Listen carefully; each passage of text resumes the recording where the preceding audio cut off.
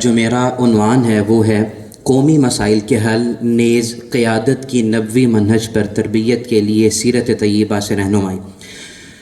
سب سے پہلے میں بلا تمہید گفتگو شروع کرتا ہوں، اور میری جو گفتگو ہے وہ 8 نکات پر مشتمل ہے۔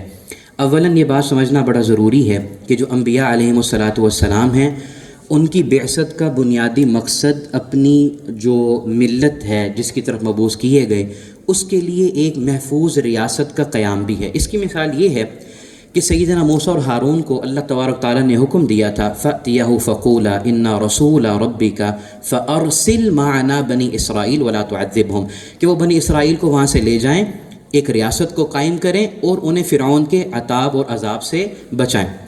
اگر ہم دیکھیں کہ نبی علیہ الصلوۃ والسلام نے اپنی مدنی زندگی کے اندر 10 سال کے قلیل عرصے میں جزیرہ عرب، اسی طرح جو ہے وہ فلسطین، اسی طرح جنوبی عراق وغیرہ کے علاقوں پر کم و بیش یعنی 10 یا 12 لاکھ مربع میل پر آپ نے اپنی حکومت کو قائم کیا، اور اس میں جو قومی نوعیت کے مسائل تھے ان کو نبی علیہ الصلوۃ والسلام نے کس طرح حل کیا۔ مثال کے طور پر ایک مسئلہ وہ یہ ہے کہ داخلی طور پر ہنگامی حالات پیدا ہو جاتے ہیں۔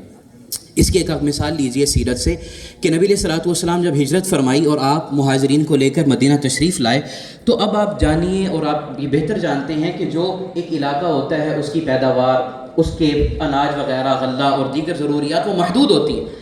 اب جب مہاجرین ہجرت کر کے مدینہ آئے تو ایک کٹھن معاملہ پیدا ہوا، گویا کہ ہنگامی حالات پیدا ہوئے۔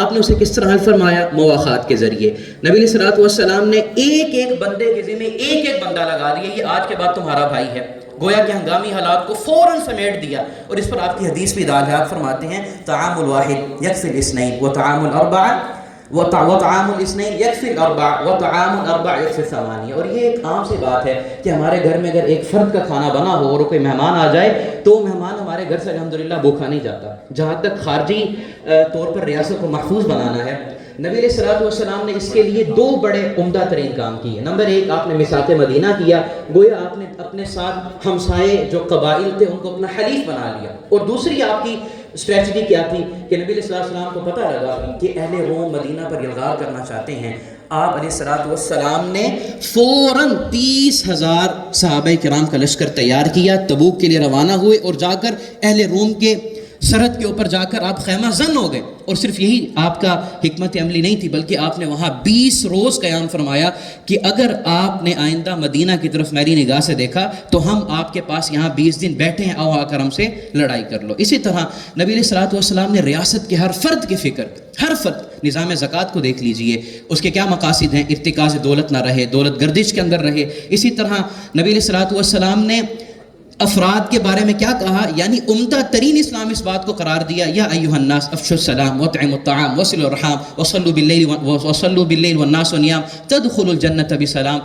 لوگوں سلام کو عام کرو، کھانا کھلاؤ لوگوں کو، رشتہ داریوں کو جوڑو، جنت کے اندر فوراً چلے جاؤ گے۔ آپ ہبہ کا نظام دیکھ لیجئے معاشی اصلاحات کے ضمن میں، نبی علیہ الصلوۃ والسلام نے ہبہ کو بھی اس طرح بنایا کہ افراد کا استحصال نہ ہو۔ نعمان بن بشیر کہتے ہیں کہ میری والدہ نے میرے والد کو کہا کہ یہ فلاں باغ نعمان کو دے دیجئے۔ سیدنا نعمان آئے نبی علیہ السلام کو بتانے کے لیے، آپ نے کہا دیگر بیٹوں کو تم نے یہ اپنے ہبہ دیا، ان کو بھی بغات دیے؟ نعمان کہنے لگے نہیں، ان کے والد کہنے لگے نہیں دیے۔ تو آپ نے فرمایا لا تشہدنی علی جور، مجھے گناہ کے معاملے کے اوپر گواہ نہ بنا۔ آپ اندازہ کیجئے۔ اسی طرح یہ جو معاشی اصلاحات ہیں، نبی علیہ الصلوۃ والسلام نے کوالٹی کنٹرول کا نظام بنایا، پرائس کنٹرول کا نظام بنایا، یہاں تک کہ دکاندار کے حقوق کا بھی خیال رکھا گیا۔ حضرت عمر کے زمانے کے اندر مجھے ایک واقعہ یاد آیا، ایک شخص تھا جو بازار کے اندر سستا سامان بیچ رہا تھا دیگر کی نسبت۔ آپ نے اس سے پوچھا اس افسار کے، تو اس نے کہا کہ مجھے یہ کم پیسوں کے اندر ملا۔ تو آپ نے کہا جاؤ جا کر مدینہ کے باہر جا کر بازار لگا لو تاکہ باقی دکانداروں کا استحصال نہ ہو جو مال کو مہنگا خرید کر لائیں۔ احباب گرامی، اسی طرح جو سفارت کاری کے اعلیٰ اقدار ہیں، آپ دیکھیے نبی علیہ الصلوۃ والسلام نے ان کو کس قدر بہترین منہج اور طریق پر چلایا۔ مہر اس لیے بنوائی کہ بھئی اس وقت یہ بات معمول میں تھی کہ بغیر مہر کے خطوط کو قبول نہیں کیا جاتا تھا۔ آپ نے جب خطوط بھیجے تو آپ نے ان لوگوں کو جو بادشاہ تھے ان کے القابات اور عہدے کا بھی لحاظ رکھا. مثال کے طور پر آپ نے فرمایا خطوط میں لکھا بسم اللہ الرحمن الرحیم من محمد عبد اللہ ورسولہ الی المقوقس عظیم القبطی من محمد عبد اللہ ورسولہ الی ہرقل عظیم الروم من محمد رسول اللہ الی النجاشی عظیم الحبشتی.